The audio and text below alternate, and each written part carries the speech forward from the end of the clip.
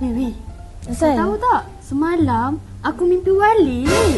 Ya, aku pun mimpi balik minggu lepas. Lah, dia tu handsome. Diorang cakap pasal Kacau aku. pula tu. Aku mimpi dia baik, putih. Aku minat dah dia. Aku nak kahwin lah dengan dia. Baik. Handsome.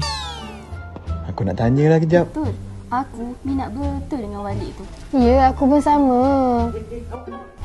Awak berdua cakap pasal saya ke? Kau siapa ni? Tak ada ni tiba-tiba muncul. Tadi cakap pasal Walid. Bukan tu. Kita orang tak cakap pasal kau pun. Walid!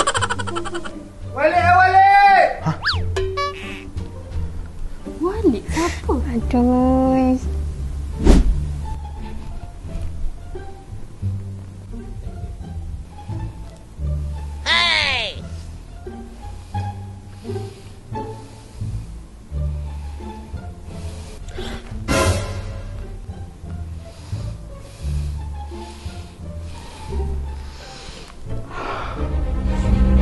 Jangan, tak nak.